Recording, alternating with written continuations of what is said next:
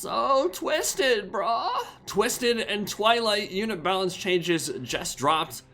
We had patch notes yesterday, but I didn't really want to jump in and cover all that stuff because I kind of already hit the major stuff that really kind of blew my mind.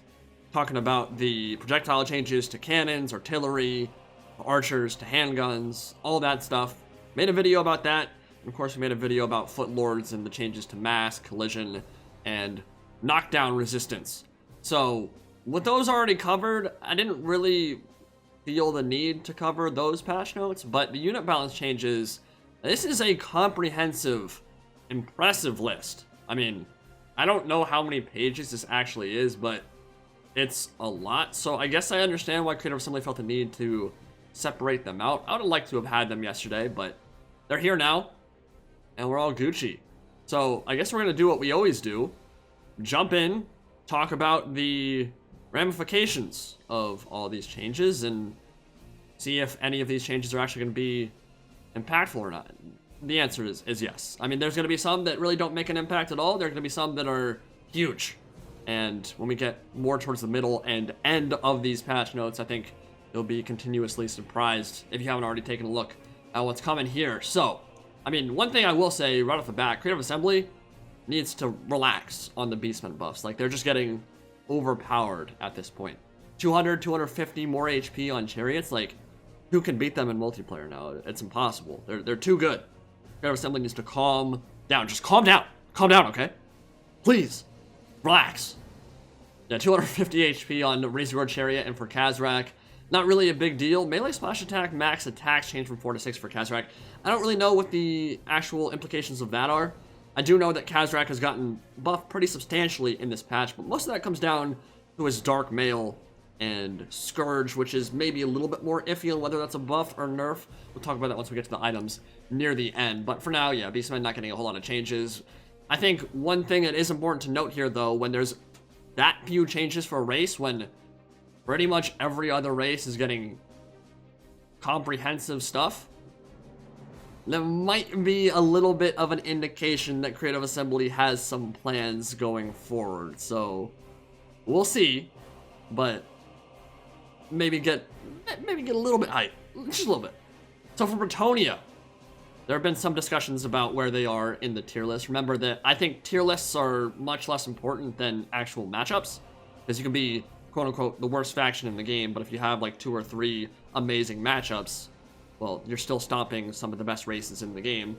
Dwarfs are a good example of that. I think they're quote-unquote maybe mid to lower tier, but it's not really a big deal when you're playing against the Empire, Vampire Coast, and smacking them around. So Bretonnia, for instance, I mean, I think they've been widely considered in the lower tier for a bit, but at the same time, they absolutely crush some matchups. They crush Dark Elves, they crush, well, Dark Elves to a lesser extent, but High Elves and Wood Elves. They've had a really good time against until the Twist of the Twilight dropped, and now Zotes and some stuff might make that a little bit more difficult for them, but they're getting some buffs here to compensate. So, right off the bat, I mean, Men-at-Arms Polearms, 500 to 450 cost, that's huge in and of itself. I mean, Bretonnia is already one of those factions where you can kind of swarm the field in chaff, and their chaff is actually extremely cost-efficient and good for the price point. So, people haven't really been going for the armor-piercing halberd variant because it was just too expensive. It was better to just swarm the field with a 350, 400, 450 gold Men-at-Arms, and now you have more 450 gold Men-at-Arms. This time, bonus versus large and AP. 50 gold is huge when you're talking about a unit that's already this cheap. So that's, I think, the second buff in a row they've gotten. I think they used to be 550, but I think halberds across the board are getting similar changes. I think Creative Assembly is realizing that people don't really use those units too often, so that's a nice little change for them. Foot Squires, I'd say these are pretty big changes across the board. I mean, 25 to 26 doesn't sound like a lot, but they have a decent amount of entities, and while they are getting a charge bonus reduction from 22 to 18, which means they'll be less efficient when they get their charge bonus off, they've got way more melee defense now, they've got more melee attack, and even though they did go up 25 gold, overall, this is absolutely a buff for Foot Squires, and I think we've already seen the impact that's had. Like, Bretonnia generally has a tough matchup against the Dwarfs, in my opinion. but we saw them win in the ever-chosen finals at the highest level of competition. So I think these changes certainly helped out, and actually Mounted Yeomen were used in that exact same battle between Soothsayer and his opponent Fistek. So, I mean, while none of these are really earth-shattering changes, you can see buffs across the board pretty much until we get down to the Fae Enchantress and the Companions of Kunel. Now, there are two styles of play. Well, there's one style of play and then one unit that have kind of been considered overpowered with Le Breton. And the biggest one is, of course, blobbing with the Fae Enchantress and her Mist of the Lady. I personally think that it's a good thing if we start avoiding the whole blob fight mechanics. I think whatever CA can do to disadvantage that would probably be a good thing for the game. I don't want them to just like nerf the crap out of stuff, but at the same time, I think it's kind of cancerous to play against and kind of cancerous to use when you're talking about just getting a bunch of single entities or a lord that's particularly hard to kill with an AoE drain effect, and then just plopping them in the middle of a massive infantry and cav and just cramming your whole army in there. There's a reason that Death Stars, the Crypt Horror, and the Cairn Wraith blobs were kind of nerfed a bit in earlier patches, is that it's a strategy game, and there's no strategy when it comes to just cramming your entire army and right-clicking the opponent. There's just not a whole lot to it. So, Fae is getting nerfed here. Her Mist of Lady, I don't believe, has been changed much, if at all, but with the changes to Foot Lords, there are some lords that you want to be knocked down over and over and over again. Fae will be knocked over less on this patch, which means she is easier to hit, and when we combine that with the melee defense debuff from 42 to 34, that means that she's going to get hit even more. So, she's still going to be able to do what she wants to do in terms of bringing her on foot and rolling with a Gotrek core in the middle of a bunch of infantry or whatever, but it's going to be more difficult to pull off now because people will be able to dive in and actually deal damage to her, whereas before she was a little bit tanky for a Fae Lady of the Lake, you know? So, she does have some more melee attack, which is pretty irrelevant. Silveron got some melee attack as well. Again, pretty irrelevant. This is not irrelevant. This is Creative Assembly saying we want to move away from Bretonnia leaning too heavily on a single unit, and the Companions of Kunel, for the better part of a year, have been the best cav unit in all of Mortal Empires. I mean, they're amazing for killing monsters, they're amazing for killing enemy cavalry, they'll beat Demigryph Knights with Halberds, they'll beat the Demigryph ROR. I mean, they're pretty insane. So, I think it's a completely fair thing to increase their cost just a little bit more, because you don't want Bretonnia to have to rely on one unit. You want to make their whole roster viable, and the best way to do that is give them a bunch of buffs and then maybe nerf the unit that's perhaps overperforming just a little bit, but really not a massive change to campaign or multiplayer. I think that's a fair price for what that unit is offering.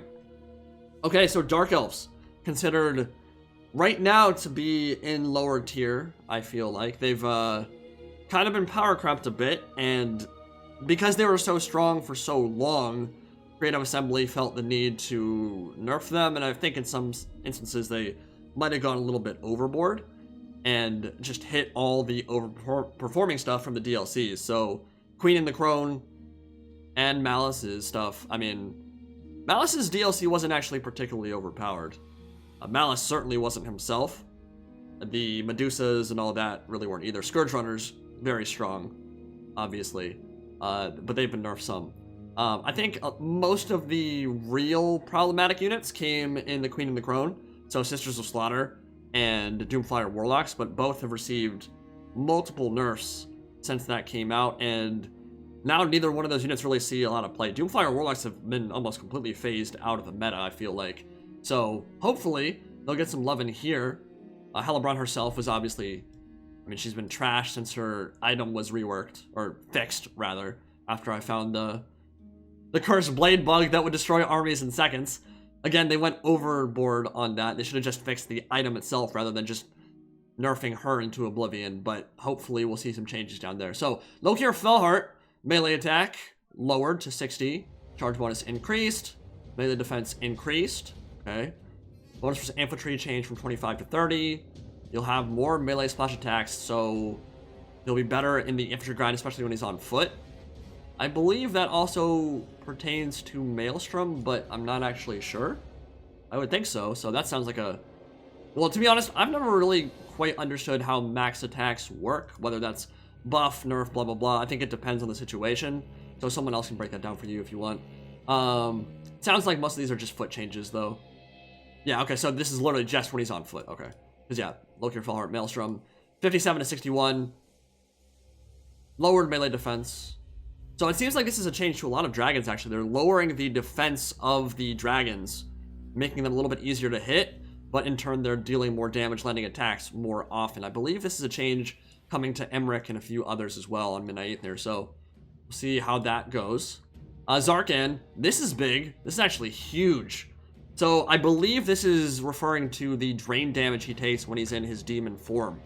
And so instead of taking 45 damage per tick, he'll now take 9. There's a higher chance that that tick will happen. Now, I think a 1 chance means that that tick will occur every single time now. I could be wrong on how that works out, but regardless, he's going to take 60% less damage when he's in Zarkan form, which means you get to use Zarkan for a lot longer, which is great because no one uses Malice. He's not actually a very good lord, especially compared to Malekith and Marathi. Like, you just don't see the other Dark Elf lords. You don't really see Lokir Fellheart, you don't really see Halibron, you don't really see Malice Darkblade, and it's because of stuff like this. I mean, like, his Zarkan form just dies out almost instantly, so you get a lot more uptime with him now, which means a lot more damage, which is cool. I'll be very curious to see how that works out, and that's definitely a big buff for him. Crone Halibron, kind of a trash lord since the Cursed Blade was reworked. Looks like they're starting to address that a little bit more melee defense, added the fear effect. Cauldron of Blood is one of those single entities that has not been very good for quite a while, and I think the biggest issue that those have is their base stats are just horrible, and their AP values weren't very good either. I mean, you're talking about super low melee defense, huge hitbox, easy target for missiles, easy target for monsters, not enough speed to get away from something like a Shaggoth, so you just get beat down almost instantly. And I don't know if that's going to change too much here, because they're not really addressing the melee defense problems that Cauldrons of Blood have, but at the same time, they're getting a lot more AP, which means they'll be a lot better in their role of grinding through infantry quickly. So, Crone Halibron, her AP value went from 155 to 245. For the Death Hag, same thing, 80 to 205. So, those are pretty substantial changes. Lower base damage, but more AP. I think that's good. It's a good thing for them, for sure. Yeah, so more of these changes here to dragons. Basically just swapping melee attack and melee defense. So going up 4 in MA and going down 4 in MD. What I'm really excited for in this particular patch, though, are the Dread Knights and the Knights of the Ebon Claw.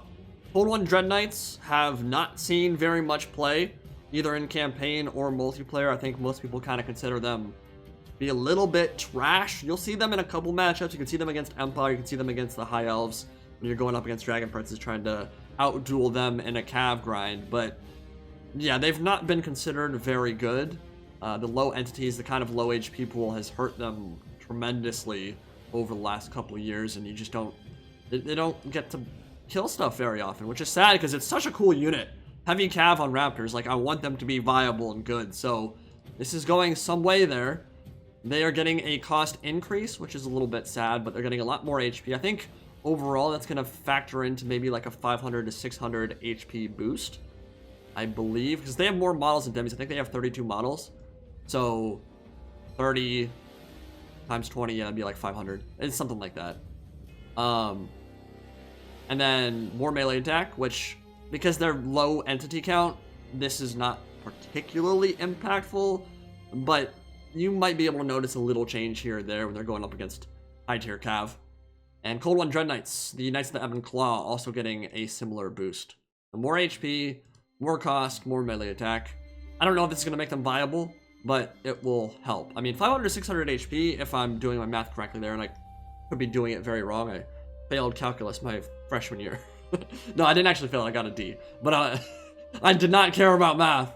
Yeah, I mean, I think that this will help. Like 500, 600 HP is a pretty big deal. It'll keep them alive into the late game quite a bit more often. League Swords don't really care a whole lot. They got more melee attack and melee defense. That's actually pretty good. I mean, their chaff is... It does what it's supposed to do, but it's not been impressive at all. Not that it's supposed to be, but that will certainly help them. Dark Shards, calibration distance change. So calibration area is lower now, which means they are more accurate. Projectile calibration is essentially accuracy, like how wide is the spread once they're at their calibration distance. And when you lower that calibration distance or area, it means that the radius is smaller, which means what they're shooting at, they'll hit more. So they also got a price reduction. And what else is looking cool here? Black Art Corsairs, I remember them getting a nerf in terms of their melee prowess. I wish they hadn't. They really didn't deserve it. This won't do a whole lot for them. Like, 4 isn't insubstantial, but hardly game-changing either. Cool. Okay. So, Dark Elves should be looking better after this patch. How much better? I don't know. I've been talking on the forums about who the Beastmen will match up against in the next DLC, and I do think it will be Beastmen. I am firmly in the camp of no more Warhammer 2 base race factions in DLC for a really long time. Like a really, really long time. So I am hoping that we don't see Dark Elves, High Elves, Lizardmen, or Skaven again for a while. It's time to plunge into the Game 1 stuff, so Beastmen versus Dwarfs, Beastmen versus Vampire Counts, Beastmen versus Bretonnia, Beastmen versus Chaos, something like that. Way more hype, in my opinion, than it would be if we went for Game 2 base races. So, this might be the last changes we get to Dark Elves for a while. Or, TA could go base Game 2 races again and make me sad, and Dark Elves might get Record the Beast Lord in a really lame-ass DLC that no one cares about. Okay, anyway, Dwarfs. Norgrimling's Ironbreakers. It looks like Ironbreakers are being nerfed here. So one of the biggest changes coming in this patch, of course, is the changes to Mass, the changes to Footlords, the changes to Knockdown. And the Dwarfs are probably the, I'd say the largest recipients of the buffs from that. I mean, they will benefit the most, without question, because they are stunty grudge gnomes. They have so much Mass already. They will be much more resilient in the face of chariot charges. I think you're going to see a lot of monsters and chariots get stuck in and amongst them. So they're getting a couple nerfs here to compensate for the faction-wide buff they're getting. Melee defense down from 82 to 79, and they're getting a 100 cost increase, which I think makes sense for the Norgrimling's Ironbreakers because they've been an auto-include in quite a few matchups. I mean, they're an insanely good regiment of renown. They have the highest melee defense of any unit in Mortal Empires, I believe, and their explosive damage was crazy. Their HP pool is crazy because they have higher entities than a normal Ironbreaker. They're just super good. Like Vanguard, they have everything you'd want. So again, one of the situations where CA wants you to not rely so much on a particular unit and instead focus on changes to the faction as a whole, and this seems all relatively fair to me. It's a little bit sad because Ironbreakers in and of themselves aren't an incredible unit. They're not bad, but the way armor piercing works in Warhammer, it's a situation where they often don't get as much value as you'd like them to, simply at least in multiplayer. This is less of an impact in campaign, but they don't get as much value as you'd like them to because armor piercing damage will always go through no matter what. Like if they land a hit, you will get your Gromroll pierced, which makes AP kind of overpowered in some ways, but they are lowering their melee defense and their base projectile explosion damage, their blasting charges, just to bring them back in line considering the buffs they'll be getting in other ways, like with the changes to Mass and not getting knocked down. Gromrindal, huge change here, 85 to 100, and he's unbreakable now, so I mean leadership doesn't matter because he's unbreakable. Yeah, that's a big change in and of itself. Gromby fighting to the last now, every single time. He is 100 more expensive, but he has almost 1,000 more HP, my god. More armor, more melee defense, huge buff to him, and honestly, he wasn't useless anyway. The Flash Bomb is super good in some matchups, especially when you're seeing a lot of Chariot play. Against Skaven and against Dark Elves, he is a pretty common pick, so nice to see Gromby turn into a monster. He's gonna be a blender for sure. Ungrim, we already know some of the changes here. Melee attack was reduced, but his melee defense went up tremendously. I mean, 40 melee defense for Legendary Lord was pathetic. It was sad, it was trash, it was embarrassing. Good to see that rise. More AP, not a lot more AP, but a little bit more. Less bonus versus large, but of course, he can now actually hit monsters. He's not getting knocked down all the time. So, Ungrim Ironfist is going to be way better on this patch. We saw him see some play in the Everchosen. Good lord. I mean, he's not going to be a world beater, world-ending lord who just carries games for you. But at his price point, yeah, he's going to be a lot more cost-efficient, a lot more effective on the battlefield, which is cool. Giant Slayers. Lower their melee attack, lower their charge bonus, increase their melee defense, okay. A little bit more HP. A little bit more base weapon damage, and a little bit more armor piercing. Don't really have too much to say about that. Hammer's charge bonus increased from 18 to 24. This has always been weird to me. I don't know why CA went this route in Total War. The Dwarfs were actually one of the scariest factions off the charge in Tabletop. They had a rule, I believe, that gave them +1 to hit on their charge. Like, faction-wide. So, it's always kind of been weird to me that they have super low charge bonus, especially for hammers. Like, these are, I get they're infantry, but they're high mass, great weapon wielding beasts. I mean, 24 in charge bonus is definitely a lot better. But I would have always thought that they'd be more around, I don't know, like 30 or something. Still, I mean, hammers have always hit hard off the charge anyway because their melee attack is so high, but it's weird that their charge bonus was so low to begin with. But, yeah, a little bit AP, less base weapon damage, blah, blah, doesn't really matter. Organ gun, cruise, and leadership for all these artillery has been lowered, which is interesting because I also believe in Tabletop that their leadership was the highest. I think they were stubborn. I think dwarf cannon crews were stubborn. So it's weird that they have lower leadership now than like bolt thrower crews for the high elves and stuff. I'm not sure what the practical reasoning for those changes are. Nothing really blowing my mind here. Just some leadership changes, okay. For the Empire, Halberdiers.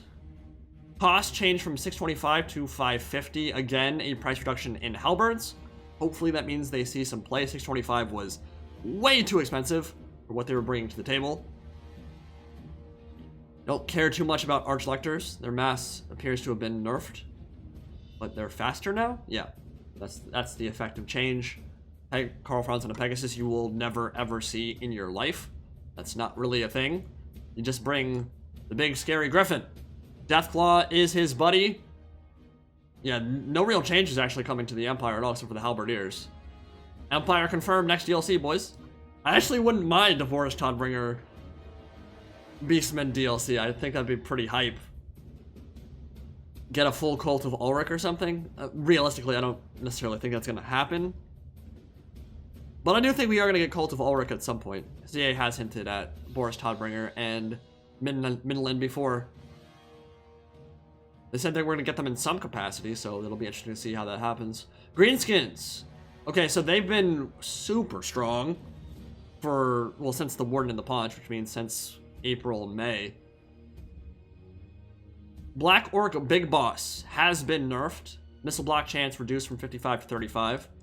But less tanky in those blobs. I love the Black Orc Big Boss because I think he provides a lot in a role that the Greenskins are a little bit lacking. That immune to psych in an area of effect is really nice for them. Unfortunately, the downside to that is that it encourages blob play, and as I've said, I want them to move away from that a little bit. It's just no fun to cram your whole army in a big circle and right-click an opponent, so I'm hoping these changes will maybe discourage that a little bit more. I mean, I still think it's good that the Black Orc Big Boss gives immune to psych, but reworking it in a way that you don't have to just cram into like a 45-meter radius, I think would be kind of cool. Cost increased by about 50. Yeah, 50. I don't know why it says Ground of the Paunch. Crimson Killers. Oh, well, that's actually pretty big.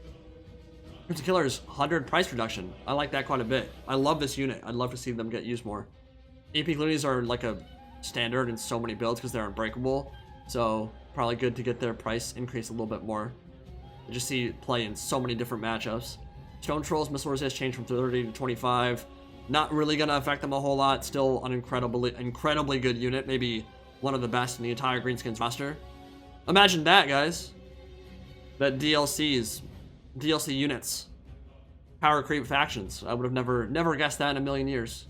Yeah, this nerf doesn't really affect them at all. River Trolls, I have still to this day never used them in a battle in my life. I have never used them. I have never done a replay with them. I think that should change because they actually have a super cool model. They're just not very good, and melee attack from 30 to 32 won't really change that. What are we looking at here? Don't really care about that stuff. Knock ignored chance change from 15 to 0. Okay. That means they will get knocked out more, I think.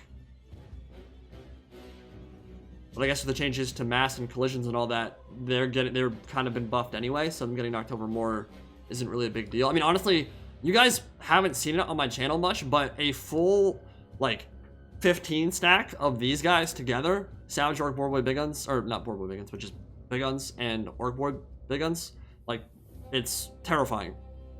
It's actually a pretty strong Greenskins build, because Cav takes a lot of damage to their high weapon strength and their bonus for large.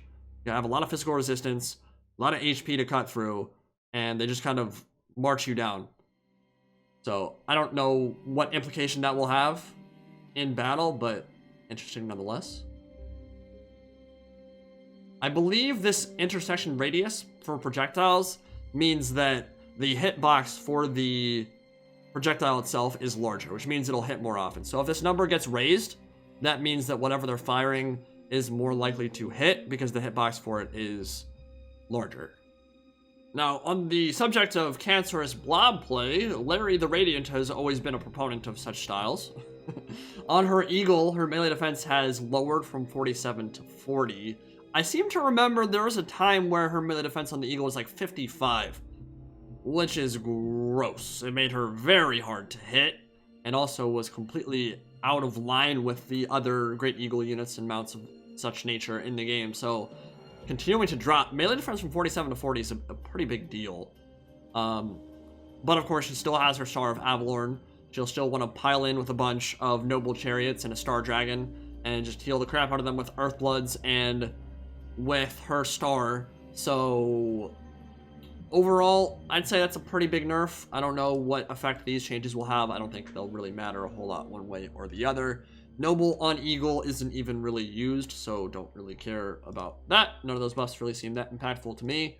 Yeah, Eagles across the board got this change, I guess. Ithilmar Chariot, the Noble on the Ithilmar Chariot, 1200 to 1300. That seems a relatively fair nerf, considering how heavily the High Elves rely on them.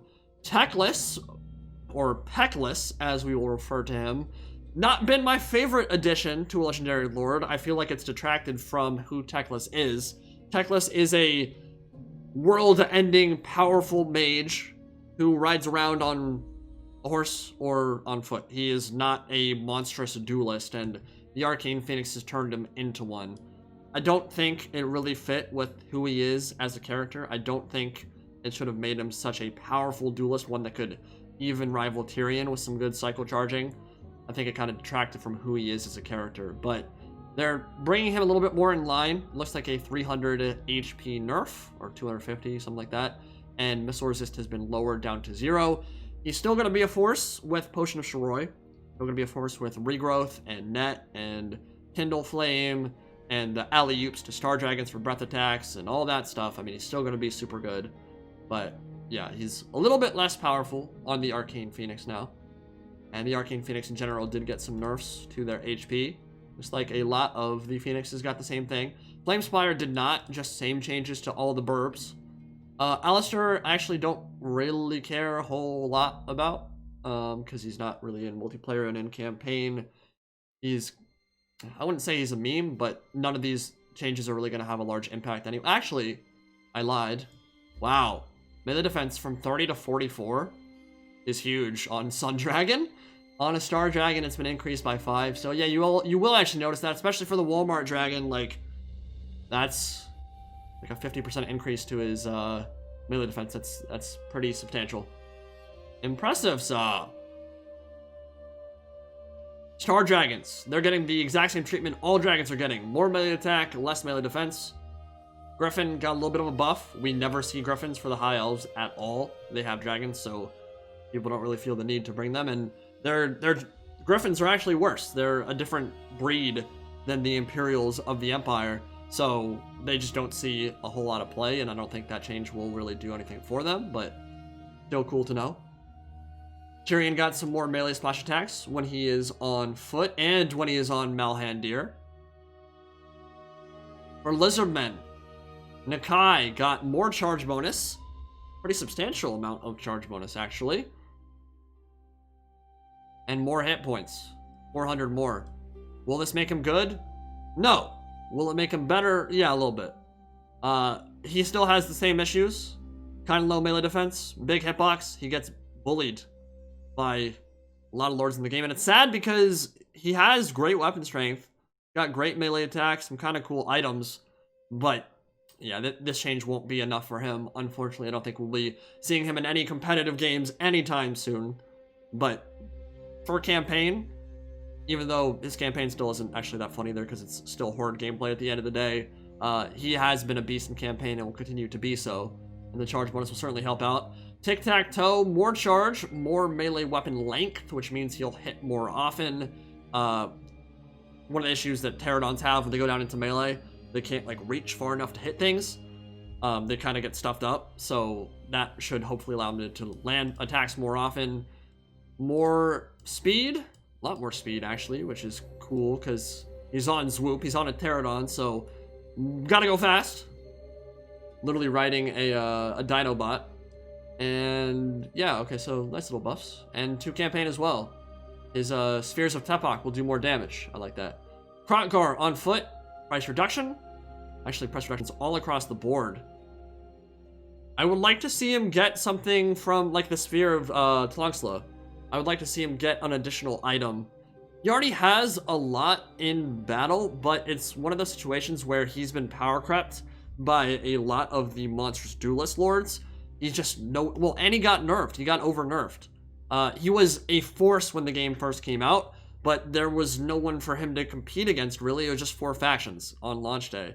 And we didn't have Norsca yet. We didn't have Mortal Empires yet. So as soon as everyone else came back into the game and CA felt like they needed to nerf him because he was doing so good when there were only 4 races, I mean, it just wasn't a good situation for our boy Krotgizi. So I don't think he's a horrendous lord, but he has been power crept. So some kind of bonus versus large or combat steroid from the Sphere of Tlongsla would be pretty nice, I think. Some kind of discouraged contact effect or something like that. I think that's what the spear does in campaign, but it hasn't been added to multiplayer, which I'm not really sure why. So for the projectile intersection radius on Pterodon riders, this is their drop rocks.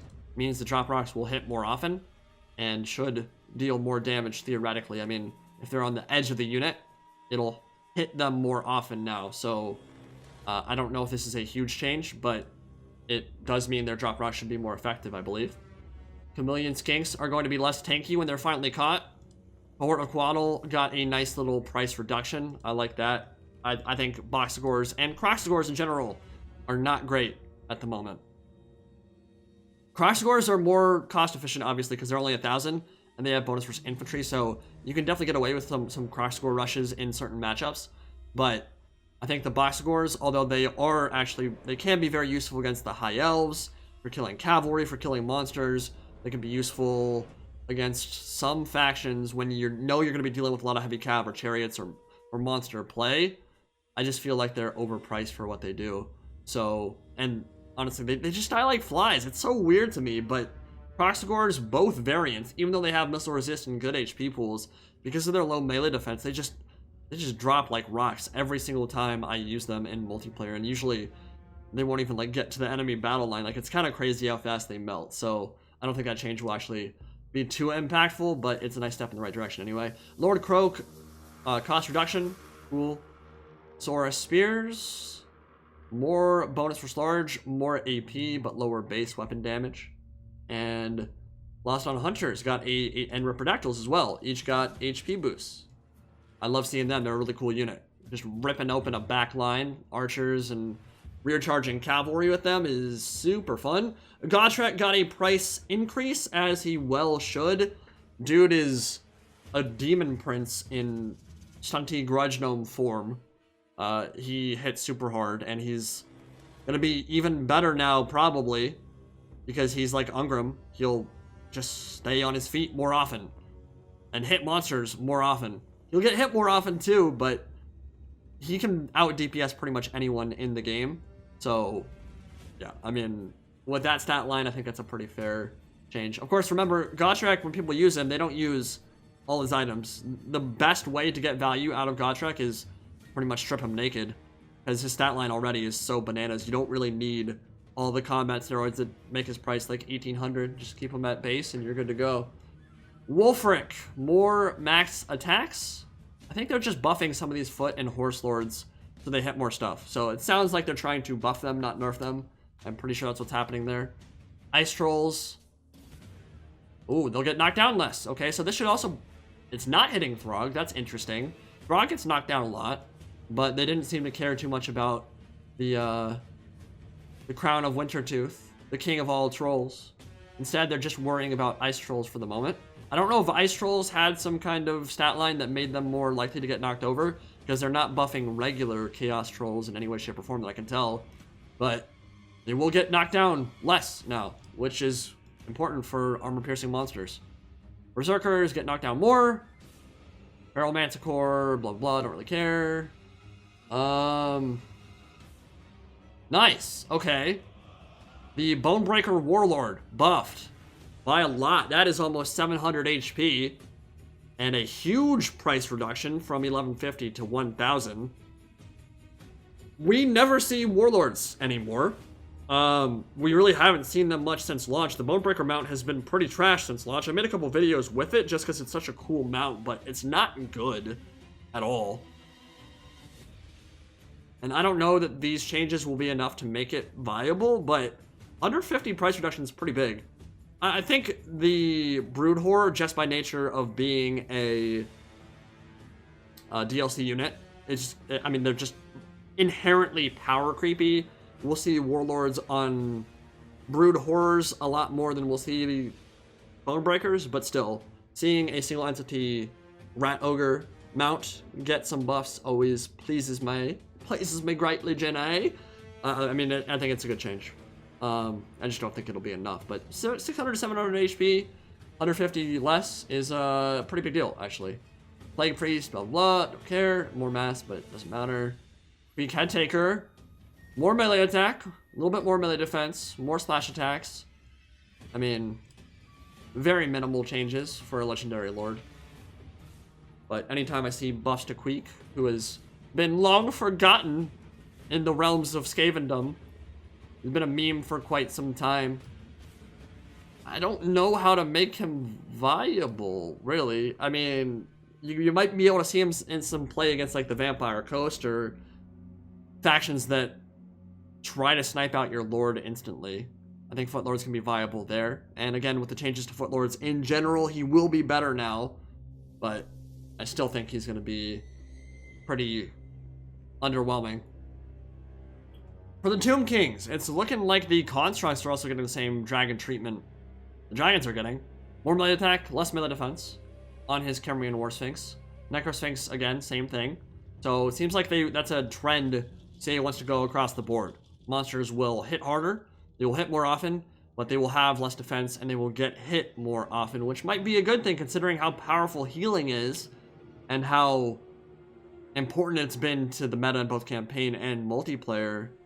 Logically, it makes sense. I mean, a big Khemrian War Sphinx can't really defend itself. Like, you're going to hit it more often just by virtue of its huge size and the fact that it doesn't have the dexterity to be matrix dodging and blocking a bunch of attacks at its feetsies. So, interesting changes there. Necroserpent, more melee splash attacks and more armor from 90 to 110. Nice. Very nice. Now, right here, big deal. Vampire Coast. We've talked about this in like 3 or 4 separate patch note videos, man. It's kind of been bananas. And again, it goes to show you how strong they were on launch and pre-launch when we were doing the Everchosen content before the DLC had even come out. They've been nerfed. They've been nerfed. They've been nerfed again. They've been smashed by the nerf hammer over and over and over, and yet they are still top tier. Before this patch. After it, I don't know where they'll be. I can't imagine they can continue getting nerfs like these and continue at the very top of the meta. Who the hell knows? Let's take a look. So, animated Hulk's buffed. Not used very often, so that's good. Seems like across the board, we're looking at entities dropping. So, less HP for every single one of these ranged troops. So, the gunnery mob with pistols, the gunnery mob with handguns, they're going from 160 to 120. Melee attack is being increased. Hit points are getting a little bit more, so each one of the zombies will have a little bit more health themselves, but they have less entities overall, which means overall it will be a HP reduction, which is important when you're fighting against a vampire coast, because like their zombies have so much health and so much staying power because they're unbreakable. They don't rout, they don't run away. You basically have to just stay in melee with them and kill them off, and all the while, you're getting plunked at by pistol summons, and handguns, and carronade fire, and Noctilus on his Necrofax Colossus, and it just got... I mean, it was ridiculous, right? Like, they just have so many bodies to throw at you, and so much firepower, that most races have an extremely hard time competing against it.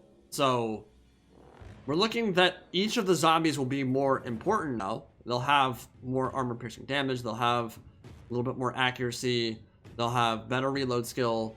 Blah, blah, blah. Yeah, their calibration area change. Actually, okay, so in this case, their accuracy is maybe reduced a little bit. But then, look at their reload skill. It's been increased. Their missile spread is lowered. So I don't know that it's going to be necessarily nerfs across the board for them. But their staying power will be reduced. When you tie them up in melee, they will crumble out quicker, which means dealing with them in melee, when you finally get those good engagements, you won't just be punished for diving in and killing off a handgun unit. You'll be able to actually finish them off in time, or at least that's the idea anyway. And when you're talking about that across the board, not just for the handguns, but also for the bombers, who have been extremely good in the meta for quite a long time now. Yeah, I mean, I think these are good changes to zombies. Like, the fact that they had 160 models meant their DPS was pretty absurd, even though their accuracy was lower than plenty of other handgun or archer units in the game. It just had so much firepower that it didn't end up mattering. So, Death Guard are getting buffed, more melee attack, more charge bonus, more melee defense, more mass. Those are pretty good changes, actually. I wouldn't mind maybe seeing a little bit of a price reduction as well, but... yeah, Depth Guard aren't really used anymore. Like, there was I think Turin played a lot of Vampire Coast, and he wanted them to be, like, part of his builds. And we saw them a decent amount early, but at this point, I think all the meta builds for the Vampire Coast completely forgo Depth Guard and just go, like, pure zombie spam and bomber spam and just swarm the field in Zombos. And it's just stronger. It's just stronger because Depth Guard are very susceptible to archer fire. They don't have good melee defense. They die to a stiff fart. They're not a horrible unit. They're actually one of the best chaff clears in Mortal Empires. I mean, they're amazing for cutting through Dark Elf fodder, High Elf fodder, all that stuff super quick. The issue is they just get shot while they do it, and then after they've killed 2 Bleak Swords, they still haven't even remotely paid for themselves, and they crumble out. So, maybe not going to make them a viable unit, but certainly going to help. The Polearm unit has been even worse than regular Depth Guard. More MA. More charge bonus, doubled actually. Lower melee defense. Less bonus for storage, but hardly a big deal. No, less melee defense rather. I don't know if I said less or more. Less is, that's a little bit of a weird change, honestly. I don't think the 47 was too high for them, and they already die, again, to a stiff fart, so that seems like a weird change. So it seems like they're more aggressive now. They're more designed to hunt down monsters, and they'll be better in that role with the 42 MA. But, I mean, I don't really get the point in lowering their melee defense there. I don't think they would have been remotely overpowered. Either way. Luther Harkin, better on foot. I mean, oh, way less ammo. Okay, so this is honestly, he's a big reason why the Vampire Coast have been so strong. As you guys will know at this point, as a duelist, he fires his pistol at close range while he's fighting. So instead of having 575 or 500, whatever, 470 armor, well, not armor piercing, just regular weapon damage, he was also shooting with his pistol at the same time. So it would translate more to like 750 weapon damage. Because even if he's in melee, he can shoot it. So, I mean, a regenerating, terror-causing monster with an amazing stat line with poison, who's hitting for almost 800 against any monster or lord in the game.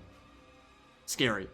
So with less ammo now, he'll be able to do that a lot less. I mean, that's like a 40% reduction in how much ammo he has. Vampire counts. Helman Gorst got some buffs, bro. Nice. Corpse carts. Price reduction. Looks like corpse carts across the board have been reduced in price. Don't really care about Helman Gorst. He shouldn't even be in the game. God damn it, CA. What's wrong with you? Worst Lord pack ever, man. I mean, Volkmar the Grim is fine, but why the hell Helman Gorst, dude? Why the Helman Gorst would you do that? Vlad. Huge changes. We've covered them already, but we'll cover them again now. 28 to 35 on his charge bonus. Less base weapon damage, but a lot more AP and added terror. But he's 200 gold more expensive. He is a better lord now, no question about it. He also got a really nice change to his Karstein ring, which we'll cover at the item section at the end of this video, which we're quickly coming up on now. Devils of Schwarzhofen and Vargeist in general got armor piercing now. They are AP base. I don't actually see regular Vargeist getting that buff. Let me find this. Is it just the... Okay, yeah, okay, there we go. They're right there. Regular Vargeist, yeah, they're AP now. That's cool. I like that change quite a bit. It makes sense. They're flying monstrous infantry, essentially. Having them be AP means when they get those rear charges into cavalry, which is really where they shine.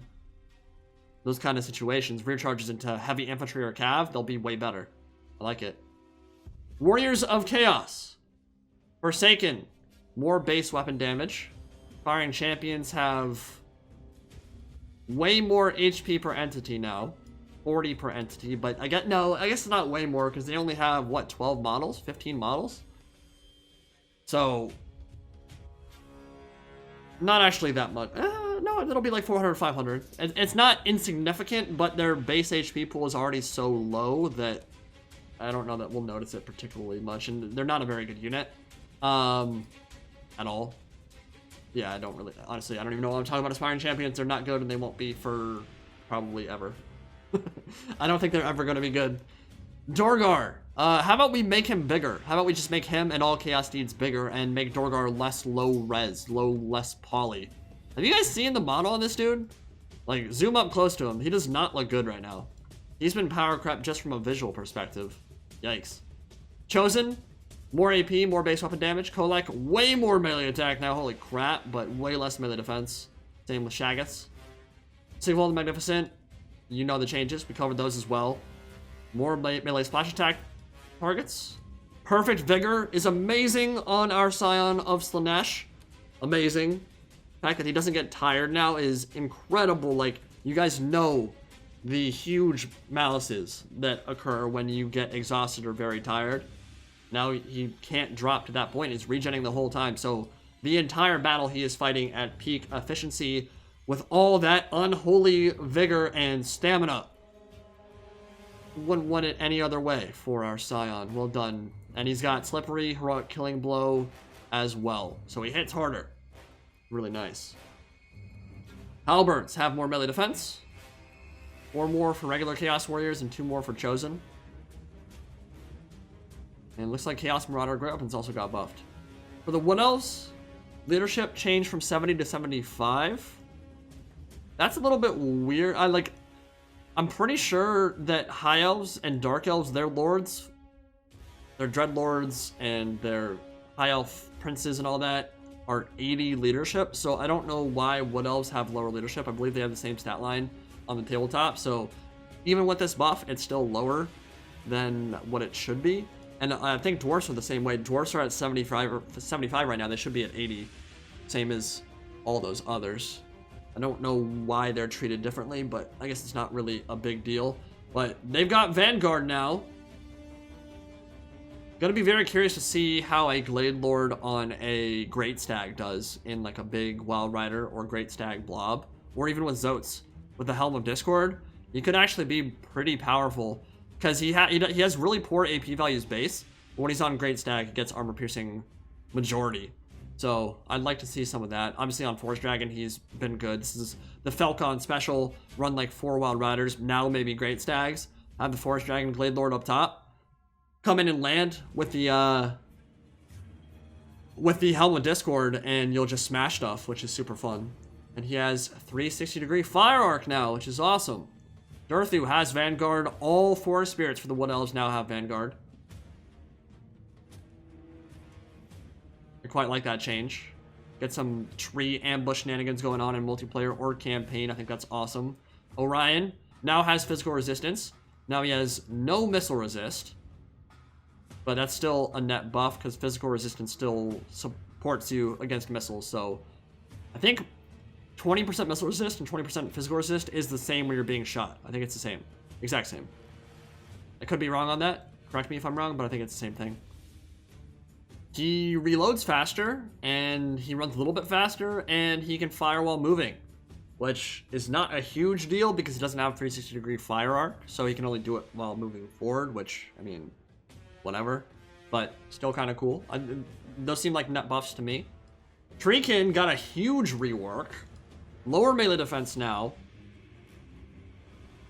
but they have way more base weapon damage, more armor piercing, more splash attacks, and Vanguard. So they are more offensive now. They can actually deal damage as opposed to just sitting there and dying slowly, which is cool. I mean, Treekin don't see a whole lot of play before Twisted in Twilight, but I feel like with the, like they've gone from, I think their weapon damage went from like around the 60s to like 86 now. Like it was a pretty substantial boost. It means when they get Cav in their claws, in their tendrils, they'll beat them up much worse. When they get monsters surrounded, they'll beat them up much worse. I think that's a nice change for them. Treemen, they get Vanguard too. Dryads get a little bit more melee defense. Don't really care about any of this. Hawkeye, oh, Waywatchers got nerfed again. Yeah, so they went up by 50. And their accuracy is lower now. I believe Sisters of Avalorn have 10 accuracy, so it's not like that's the biggest change in the world. We know how good Sisters can be, especially in campaign, but they're a decent choice in some matchups like Chaos and Tomb Kings.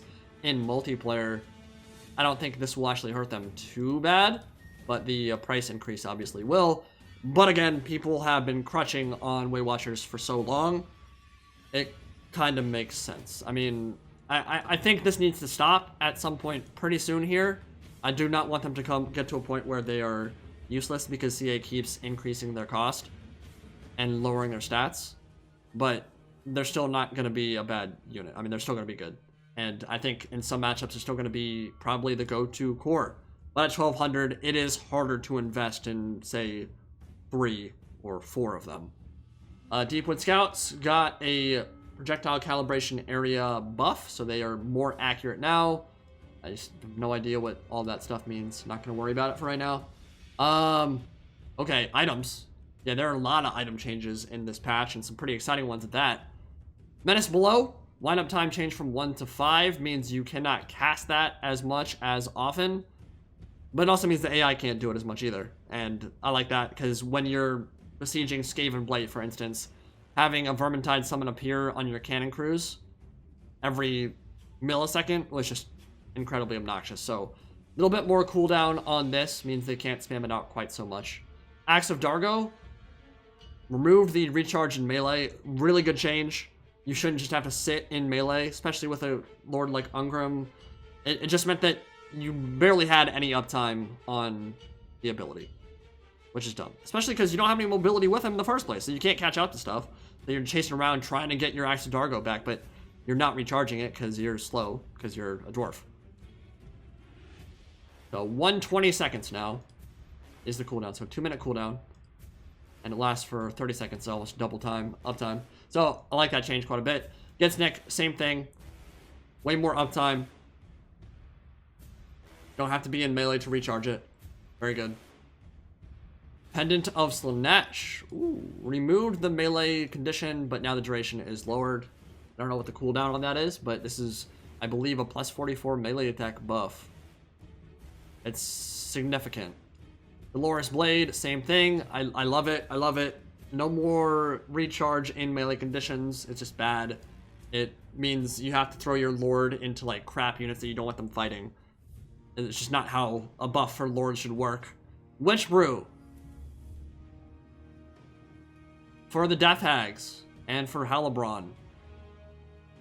That changed from plus 60 to plus 50, but way more AP damage. Okay, yeah, these are Halibron buffs right here. These are Halibron buffs. Base melee damage effect changed from 30 to 25, so a little bit less base, but way more AP.